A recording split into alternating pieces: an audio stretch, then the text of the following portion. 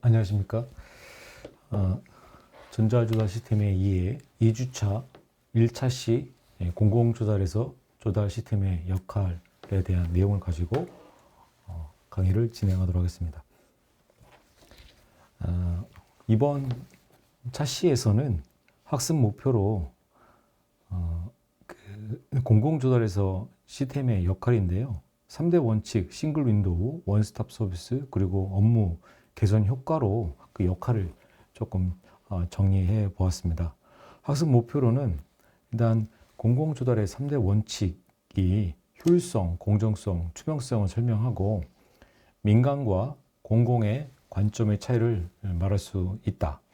단일 창구가 왜 필요한지 도입 전후의 업무 흐름 차이를 그림 없이 좀 설명할 수 있으면 좋겠습니다. 원스톱 서비스가 의미하는 입찰 중심에서 계약 이행까지 연결을 단계적으로 정리할 수 있다. 업무 프로세스 개선 사례 그 세 가지가 있는데 참가 자격, 사전 등록 공유, 그다음에 입찰 보증금 납부 방식, 참가 자격, 확인 절차 등 실무 관점에서 이해할 수 있는 내용으로 학습 목표로 좀 잡아봤습니다. 끝으로 그 나라장터 효과를 경제적 효과와 그리고 환경보호 기여도를 구분해서 의미하는 내용을 설명하고자 합니다. 전체적인 일정은 시간은 3대 원칙, 그리고 싱글 윈도우 전후 비교, 원스톱 서비스 내용, 그리고 업무 프로세스 개선 사례, 마지막으로 환경 보호 기여도 및 탄소 절감 등 시스템에 대한 효과를 같이 공유하고요. 핵심적인 키워드와 함께 퀴즈 3개를 같이 풀어보도록 하겠습니다. 첫 번째 슬라이드인데요. 공공조달에서 조달 시스템의 역할이라는 측면에서 오늘 나라장터 화면을 한번 봤는데 나라장터가 사이트가 많이 있습니다. 메뉴도 많고요. 근데 핵심 원칙으로 시스템으로 구현한 결과물로 그 어려운 시스템을 좀 이해를 했으면 좋겠습니다. 그러면 핵심적인 기능이 뭐고 어떤 내용으로 접근하면 좋을지 한번 1차 시에 2주차 1차 시 들어가도록 하겠습니다. 오늘의 강의는 첫 번째 공공조달에서 효율만 추구하는 것이 아니라 공정성과 투명성을 함께 달성해야 합니다. 둘째, 그 목표를 달성하기 위해서는 단일 창구와 원스톱 서비스를 설계되고 실제 업무 개선 효과가 숫자로 나타나게 됩니다. 그래서 정리를 하면 공공조달의 시스템은 결과만이 아니라 과정의 공공성과 투명성을 보장하면서도 기능의 효율성도 올리는 장치라고 보시면 될 것 같습니다. 질문을 해봅니다. 본인 회사에서 빨리 처리하는 빨리 처리와 규정을 준수를 하는 그런 태스크가 있다면 무엇이 더 중요하고 더 강조되나요? 처리 과정이 남지 않아서 나중에 곤란한 경험이 혹시 있지 않았을까요? 공공에서는 이와 같이 투명성과 또 공정성이 가장 핵심적인 요소 중에 하나라고 보시면 될 것 같습니다. 가끔 입찰 처리 과정에서 비리가 있거나 문제가 있을 때 관련된 경찰서 또는 검찰이나 또 감사원에서 자료 요청이 있는 경우가 종종 있습니다. 그때 해당되는 정확한 디지털 자료를 확인을 해서 정보를 제공해주는 그런 경험도 있었는데요. 어찌됐든 이런 과정의 효율성과 또는 공정성, 투명성이 공공조달의 핵심 지표라고 보시면 될 것 같습니다. 그래서 핵심 키워드로 보면은 효율성, 공정성, 투명성, 앞서 말씀드렸던 싱글 윈도우, 원스톱 서비스, 그리고 입찰 참가 자격을 사전에 등록을 해야지 입찰에 참가할 수 있는 내용, 그 관계기간 문서도 확인하고 입찰 보증금 또 참가 자격의 확인, 사전, 사후 개념이 어떤 것인지, 그리고 개찰 소요 시간이 어떤 의미를 갖고 있으며 공공 조달을 통한 경제적 효과 및 환경 보호 기여에 어떤 가치가 있는지를 이 핵심 키워드로 한번 점검해 보고요. 서로 얘기하면서 제가 말씀드리는 과정에서 이런 키워드가 어떻게 전달이 되고 확인이 되는지 여러분들 집중해서 좀 봐주셨으면 좋겠습니다.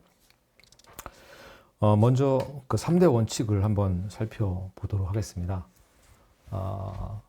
그 효율성과 공정성 사이에는 이 밸런스성이 필요합니다. 효율성이 높으면 이 공정성이 좀 낮아질 수가 있죠. 뭐 예를 들어서 업무 처리를 좀 빠르게 하기 위해서 생략을 한다든가 또는 데이터를 보안을 신경을 쓰고 뭐 제안서나 입찰 서류를 받는다고 하면은 그 공정성 측면에서 논란이 되고 또 정보가 유출될 수 있는 그런 환경이 있기 때문에 이 수평을 맞추는 게 참 어렵습니다. 그래서 결과적으로 공공 섹터 영역에서는 프로세스 위의 결과가 즉 핵심 요소가 되지 않을까 싶습니다. 즉 결과 중심이 민간 영역에서는 결과 중심이고요. 공공 영역에서는 프로세스 과정 중심이라고 설명을 드릴 수가 있겠습니다. 즉 여기 보시면은 민간 영역에서는 어쨌든 결과가 좋아야 될 것 같고 물론 과정도 중요하지만 그렇지만 공공 영역에서는 결과 위에 정말 어떤 절차가 잘 이루어지고 공정하게 페어하게 되었는지를 핵심적으로 보는 가치라고 판단이 됩니다. 그래서 중요한 부분은 어쨌든 그런 내용들을 잘 시스템으로 녹이고 공정성과 그 효율성 측면을 적정한 트레이드오프를 가지고 가는 게 이 포인트라고 생각을 합니다. 물론 뭐 투명성 부분하고 효율성 부분이 있는데 여기에 대해서 효율성 같은 경우에는 같은 예산으로 더 많은 성과를 내고 반복적 업무를 줄여야 한다라는 그런 내용이고요. 전자조달도 그런 의미에서 시간과 비용을 줄이는 측면에서 효율성을 강조를 하고 있습니다. 다음은 공정성 부분, 페어니스인데요. 공정성은 공공조달의 특징 중에 하나이죠. 업체에게 뭐 유리하게 설계되면 바로 문제가 이어집니다. 그래서 평가 기준이나 일정, 그 제출 방식 등이 모두 표준화되고 동일한 조건으로 제공을 해야지만이 그 공정한 입찰이 될 수가 있습니다. 마지막 그 투명성인데요. 투명성은 누가 어떤 근거로 결정을 했는지 기록을 남고 결과가 공개되어야 합니다. 감사, 민원, 이의제기에서 가장 강한 방어가 바로 기록입니다. 기록을 정확하게 잘 정해진 위치에 저장을 하고 관리가 되어야 된다고 생각을 합니다. 그래서 나라장터에서도 다양한 기술을 이용해서 로그를 남기고 전자 서명 등 관련된 공개키, 개인기 기반의 어떤 암호화 정책을 통해서 결과보다는 과정을 중시해서 서비스를 하는 경우가 강하게 공공에서는 나타나고 있습니다. 그래서 그 공공은 과정이 곧 공정성과 투명성의 근거가 되기 때문에 과정을 중시한다고 보시면 될 것 같습니다. 그래서 한 줄로 정리를 해보면 공공조달은 효율만이 아니라 공정성과 투명성을 동시에 달성해야 한다라고 말씀드리고 싶습니다. 질문을 해봅니다. 민간 영역에서 가능한데 공공에서는 어려운 구매 방식이 무엇일까요? 뭐 프라이빗 영역에서는 쉽게 하지만 공공에서 또 어려운 구매 방식이 공정성을 위해서 반드시 필요한 절차 또는 뭐 그런 가치가 뭐가 있는지 한번 떠올려 보셨으면 좋겠습니다. 제가 생각에는 민간에서 가능한데 공공에서는 어려운 거.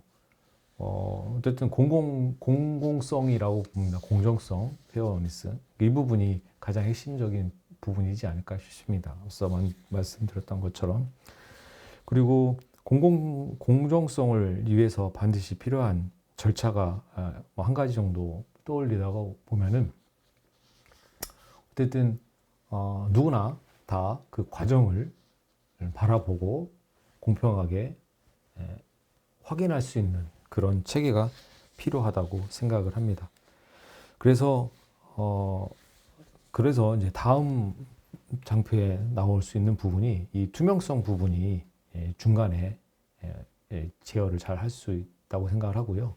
그런 관점에서 이 공공 조달의 싱글 윈도우라는 게 있는데, 조달청의 공급자가 조달청에도 공급하고, 그 다음에 지방 정부에도 공급하고, 또 공기업에도 공급하고, 중앙 정부에서도 이렇게 각각 입찰하게 되면은 여기서 관련된 입찰 정보도 봐야 되고, 조달청에서도 입찰 공고를 봐야 되고, 중앙 정부에서 각각 이 채널이 일대 다대다 관계로 되게 메시처럼 복잡 얽히지 않을까 싶습니다.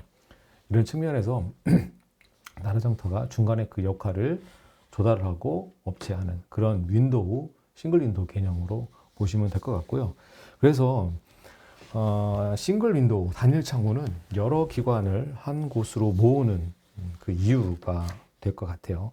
그래서 비포 애프터처럼 단일 창구는 말 그대로 공공조달의 주요 접점을 한 곳으로 모으는 그런 구조라고 보시면 될 것 같고요. 도입 이전에는 기관별로 공고가 흩어져 있고 공급자가 업체가 기관마다 다른 방식으로 정보를 찾아야 합니다. 도입 이후에는 공공기관과 조달업체가 나라장터라는 한 플랫폼에서 중심으로 연결되어 제공하고 있는 그 그림을 비교해 볼 수가 있을 것 같습니다. 우리 사용자, 우리 수강생 측면에서 단일 창구 효과는 세 가지로 정리될 수가 있습니다. 첫 번째, 탐색 비용이 줄어듭니다. 당연히 그렇죠. 두 번째로는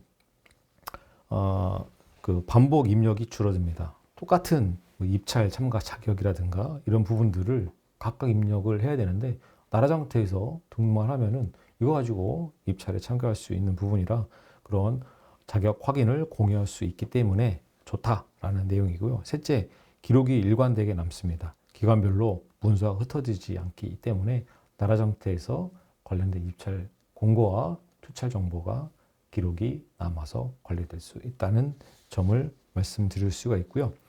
이걸 한 줄로 정리하면 단일 창구는 찾는 시간과 중복 업무를 줄이고 기록을 한 곳에서 모으는 구조입니다. 그러면 뭐 여러 사이트를 전전하는 업무가 있을 때 가장 큰 낭비가 되는 게 무엇일까요? 방금 말씀드렸던 것처럼 각각 요구하는 서식들이 틀리면 매번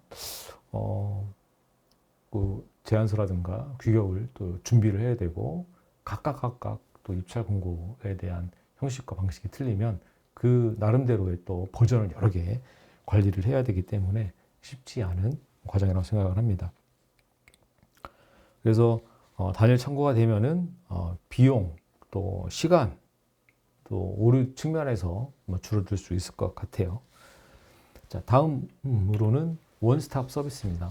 이전 주차에서도 계속 강조했던 그런 내용의 한 부분인데요. 일단은 중요하기 때문에 계속 강조하고 있는 것 같습니다.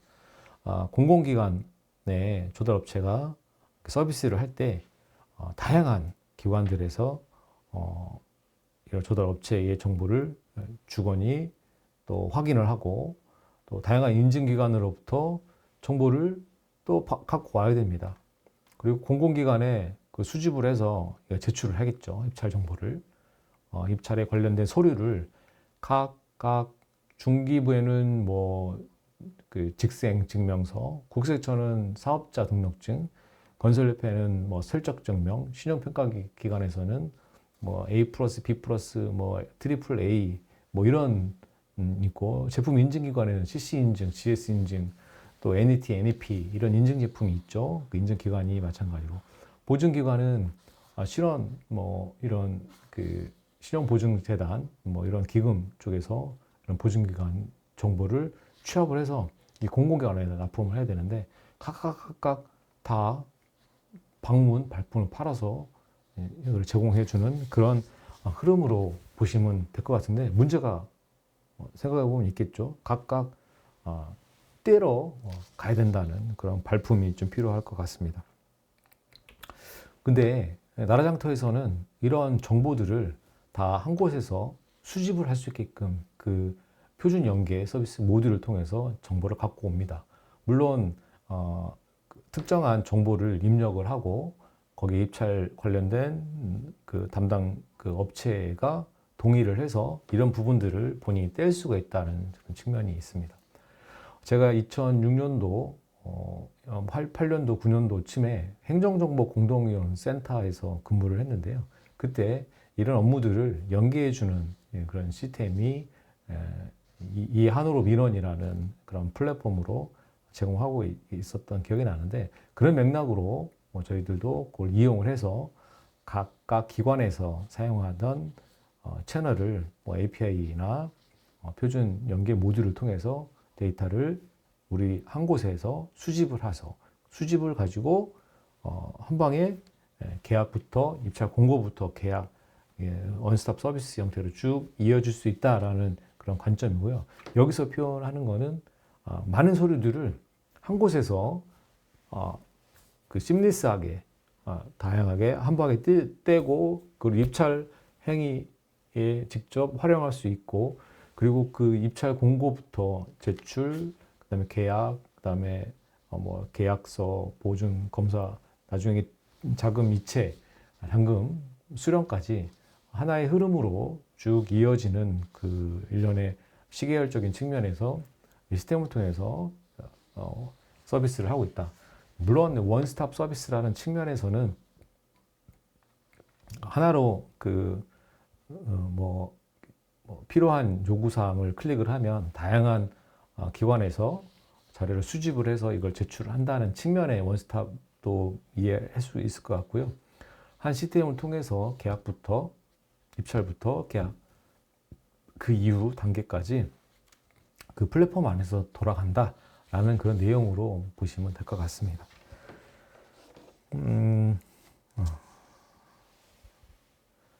다음으로는 업무 프로세서 개선 측면에서 이 전자조달, 이 공공조달을 통해서 어떤 것들을 제공하고 있는지 한번 살펴보도록 하겠습니다. 먼저 입찰 참가 프로세스 중에 3가지가 있는데 업무 프로세스 개선 예시가 있고요. 현업에서 어떻게 바꿨는지를 좀 한번 핵심적으로 보도록 하겠습니다. 첫 번째가 그 입찰 참가 자격 사전 등록 공유라는 내용인데요.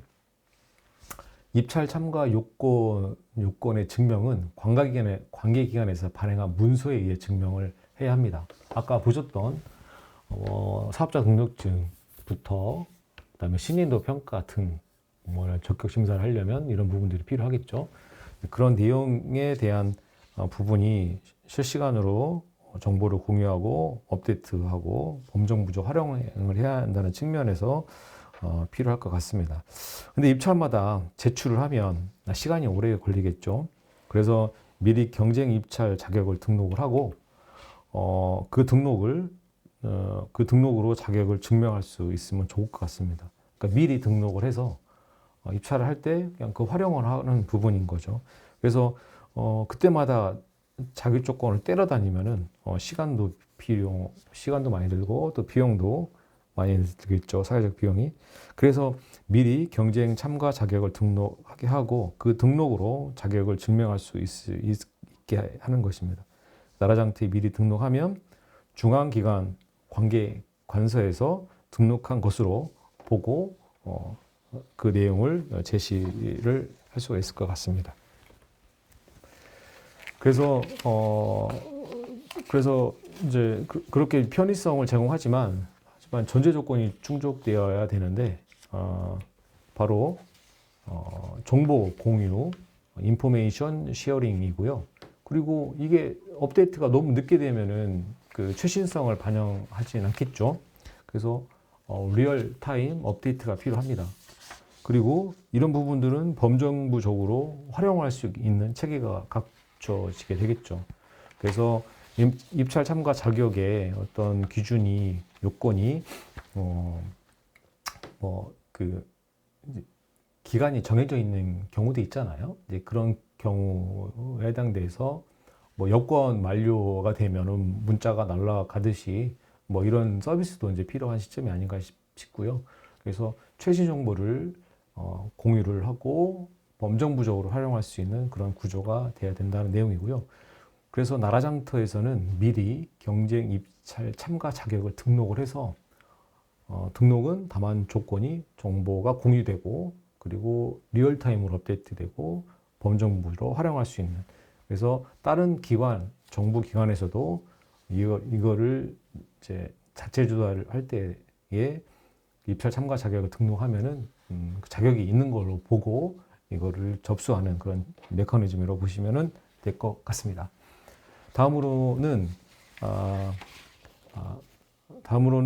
그 물품, 공사 용역에 따라 입찰 참가 자격을 등록을 하고 그 발급을 하는 그런 내용인데요. 등록하는 거를 어떻게 하냐라는 연장선에서 조금 같이 보면은 물품이 있죠. 그 물품 품목번호 13자리 정도 되고 그걸 조달청에 등록을 하고, 또 공사 용역 같은 경우에는 업종 코드가 있습니다. 내가 뭐 소프트웨어 사업자를 등록하고 정보통신 공사, 또 뭐 설계 면허, 뭐 폐기물 관련된 취급 용역을 한다 했을 때 관련된 규정에 따라서 그 업종을 등록을 해서 하게끔 되어 있는데, 이걸 나라점토에다가 등록을 합니다.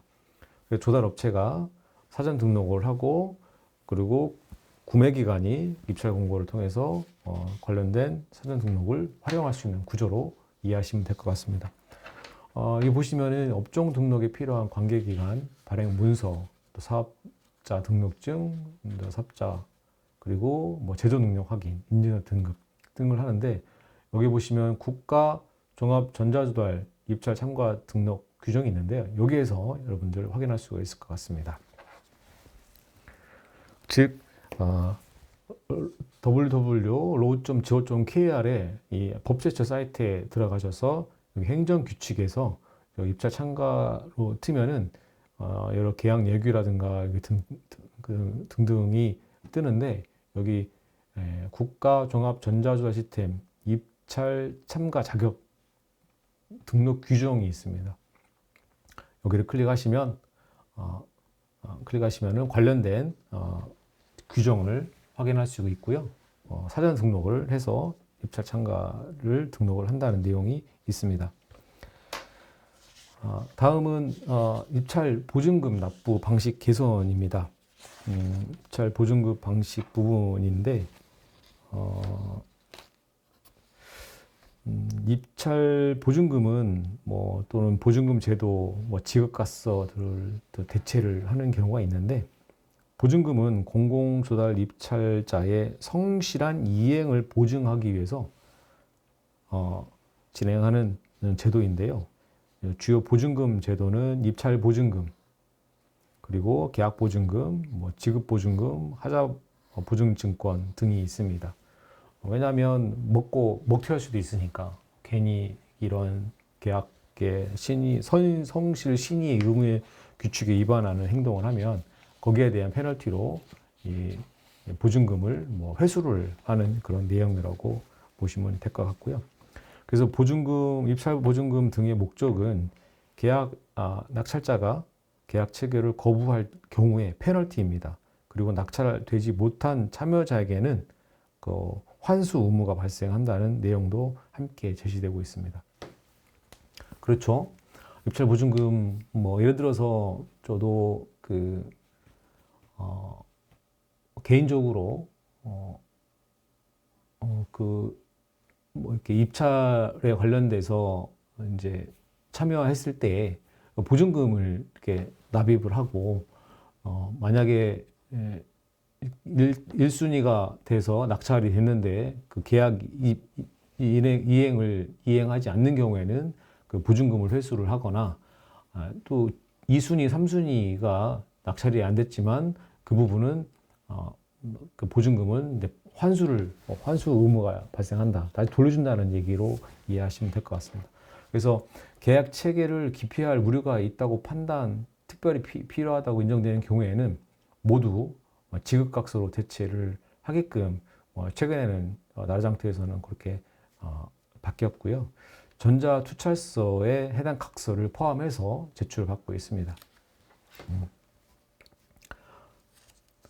그런 내용이고요. 이걸 왜 하냐? 말씀드린 것처럼 여기서는 좀 균형이 중요하죠.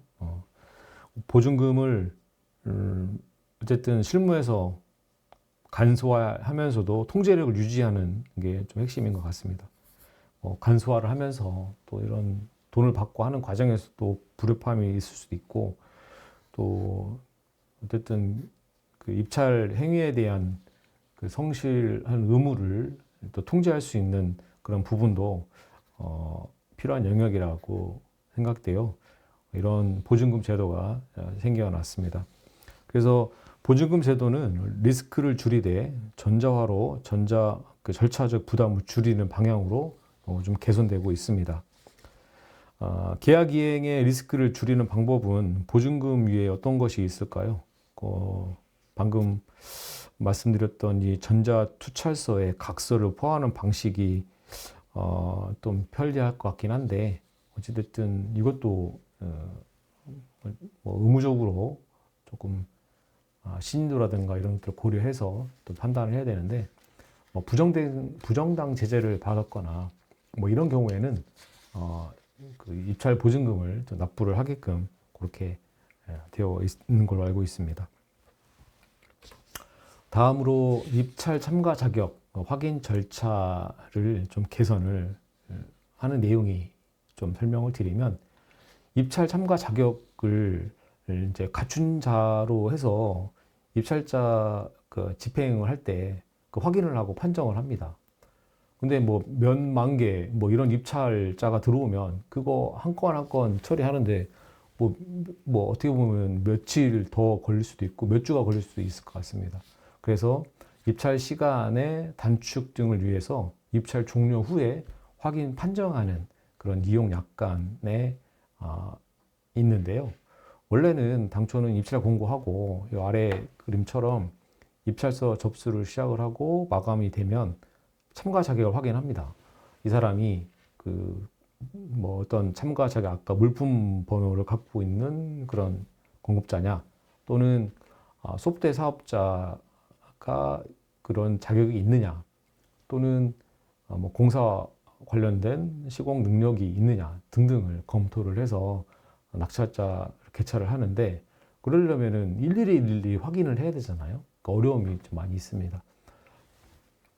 그런 부분들을 조금 시간 효율성 측면에서 단축시키기 위해서 입찰 종료 후에 그 해당되는 판결된, 즉 1순위, 2순위 위에 있는 첫 번째 낙찰자 대상으로 판단을 해서 그것만 보면 이제 어쨌든 처리가 될 수 있고요. 거기서 안 되면 그 다음으로 이제 넥스트 입찰자를 대상 확인을 하면 될 것 같아요.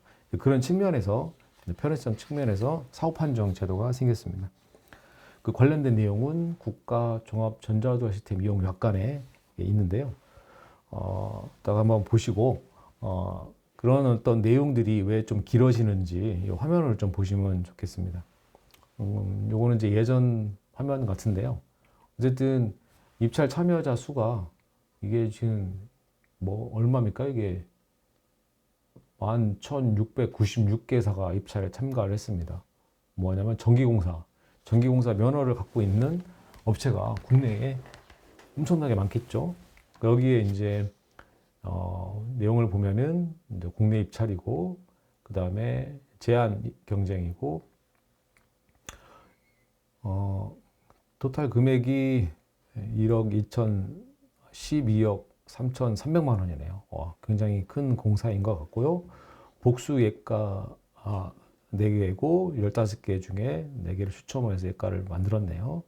그래서 추정 가격이 부가세 뺀 금액이 이거고요. 부가세를 합쳐서 합은 금액이 이제 추정 금액이 됩니다.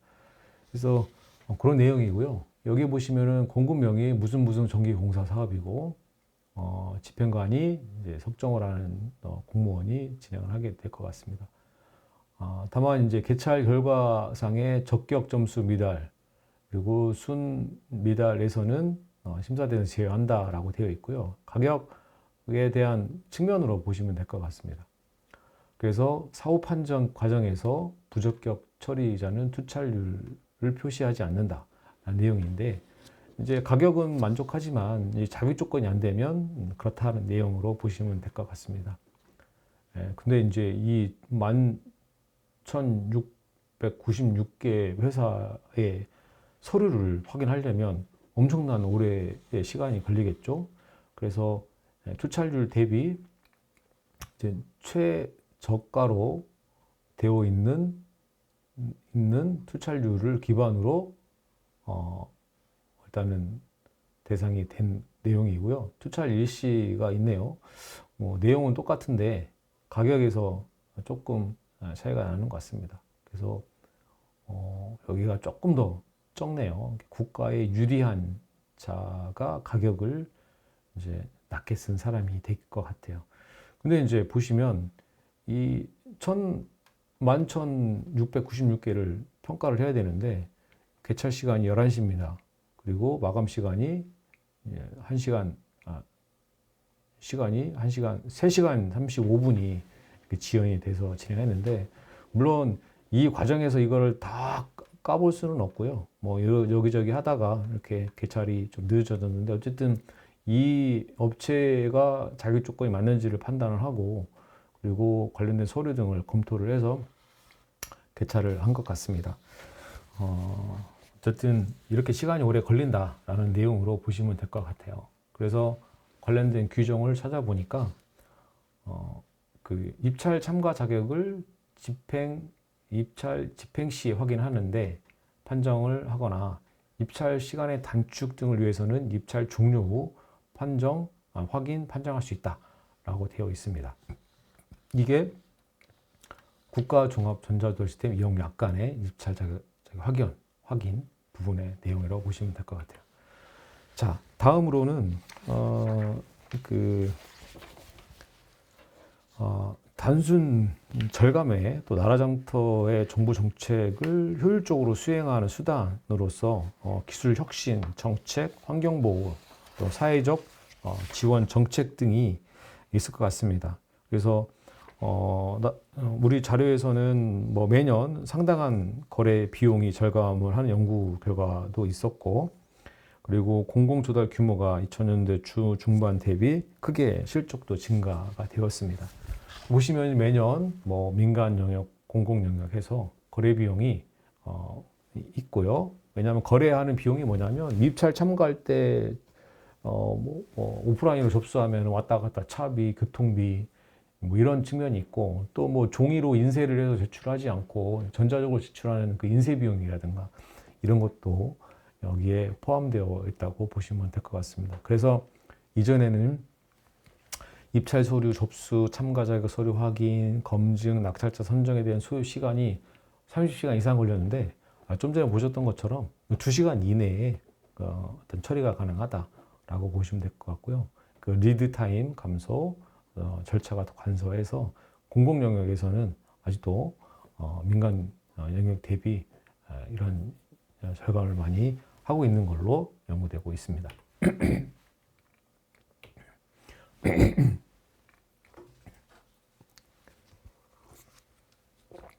그래서 정부 정책을 이행하는 효율적 수단으로 신기술 제품, 환경보호 관련 제품, 사회적 약자와 사회적 책임, 기업 지원 등을 입찰 참가할 때 그런 부분들에 대해서 또 가점을 주거나 또는 분야별 통계 및 추진 현황을 모니터링 할 수가 있을 것 같습니다. 그래서 모든 뭐 이런 그 정책들이 발굴이 되면 이거를 어떻게 하면 서비스를 반영할 수 있을까라는 고민을 하게 되는데, 결국에는 입찰 부분에 그런 요소들을 반영을 하게끔 요청이 오더라고요. 뭐 공무조정실이나 또 인공지능 관련해서 또 산자부라든가 이런 쪽에서 정책을 발굴하고 그걸 활용하는 측면에서는 저희들 쪽에 요청을 많이 하고 있는 것 같습니다. 그래서 전자조달은 단순한 업무 시스템이 아니라 정책, 집행, 플랫폼 역할도 수행을 합니다. 고효율 에너지 정비, 환경마크 제품, 또 재활용 제품, 신기술 제품, 또 KS 제품, 우수 제품, 그리고 뭐 여성 기업, 장애인 기업, 뭐 사회적 기업, 그 다양한 정책 대상을 조달청과 연계를 합니다. 보시는 바와 같이 기술 정책 부분, 환경보호 정책, 사회정책 부분 등이 이런 신기술 등의 굿소프트웨어, 뭐 실용 시안 제품 이런 부분들이 우수 심사라든가 혁신 제품 심사할 때 이런 부분들 반영을 하거나 또는 뭐 사회적 기업에 어떤 가점을 주거나 또 뭐 고용 측면에서 장애인을 또 고용했을 때 모델을 한대주나 이런 측면이 있습니다. 한 예를 들어서 뭐 조달청 협상계약 제안서 평가 세부 기준에 보면은 이 사회적 책임 평가 기준이 이렇게 있습니다. 여기서는 임금 체불, 고용 개선 조치, 미행 측면에서 마이너스 감점을 주게끔 되어 있어요. 그래서 여기는 뭐 고용노동부 장관으로부터 뭐 이런 명단을 받아서 그거를 반영할 수 있거나 또는 이 법령에 따라서 2년 이내에 적극적인 고용 조치 이행 사업주로 명단이 공표된 자 같은 경우에는 마이너스 감점을 주게끔 되어 있는 거가 있고요. 다양한 어떤 평가 분야에 이렇게 반영을 해서 이용하고 있다 정도 이해하시면 될 것 같습니다. 그래서 이제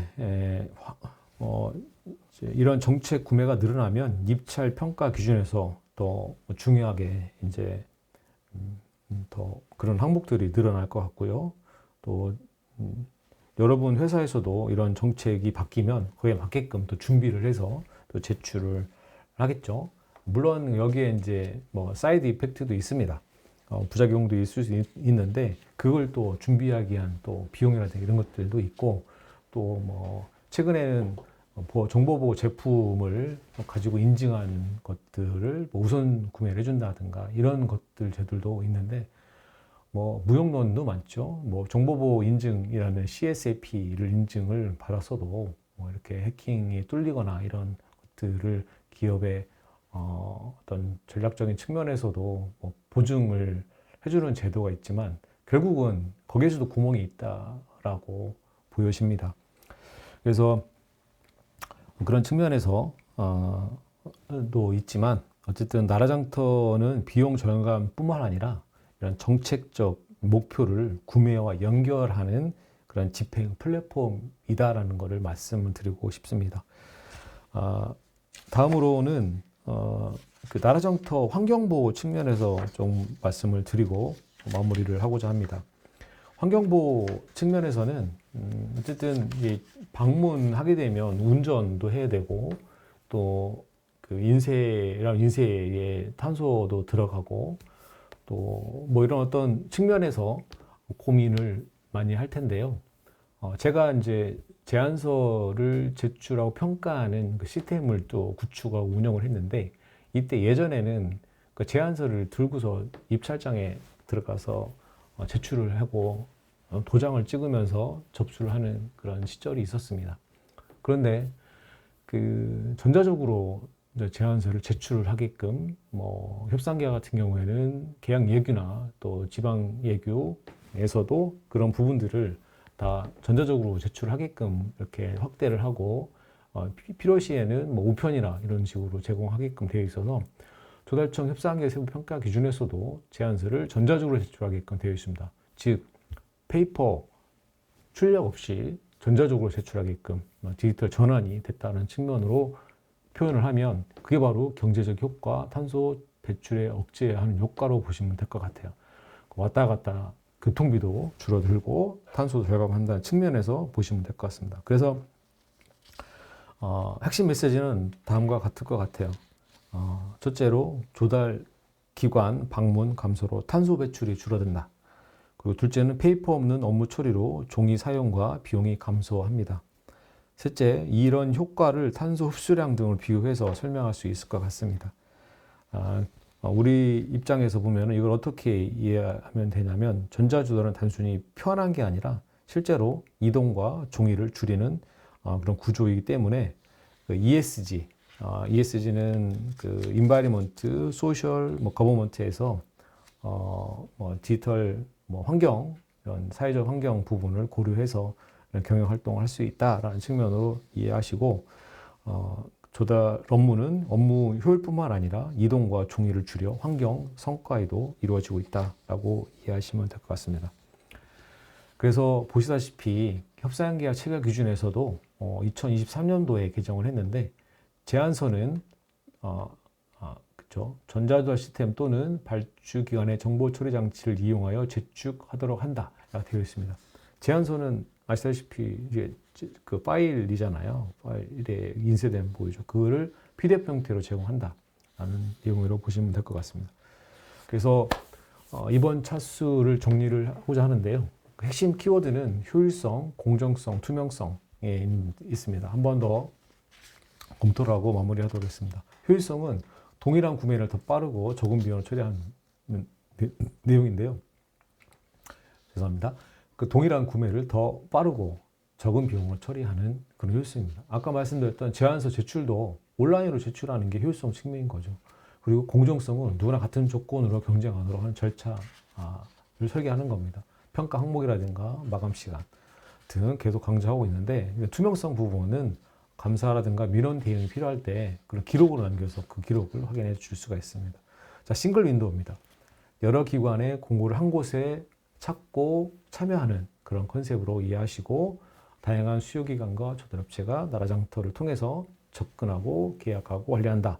그거를 원스톱으로 한다라고 보면 될 것 같습니다. 즉 입찰만이 아니라 계약 보증, 검수, 지급까지 한 흐름으로 처리하는데 물론 뭐 그 업무 처리가 그 순차적으로 이어진 측면에서 업무가 단절이 안 되고 흘러간다는 측면에서 말씀을 드리는 거고요. 데이터가 이걸 한 방에 뭐 이렇게 처리하는 거는 어떤 과정과 절차, 시간이 있기 때문에 그런 거는 필요하다라고 말씀을 드리고 싶습니다. 그리고 입찰 참가 자격은 사전 등록을 함으로써 그런 걸 미리 다양하게 반복 제출을 줄임으로써 아까 효율성 측면에서도 강조할 수 있고 다양한 입찰 기관에서 그걸 활용한다는 측면에서 공유성, 효율성, 일관성 측면에서 그 기능을 제공할 수 있다라는 측면의 키워드라고 보시면 될 것 같습니다.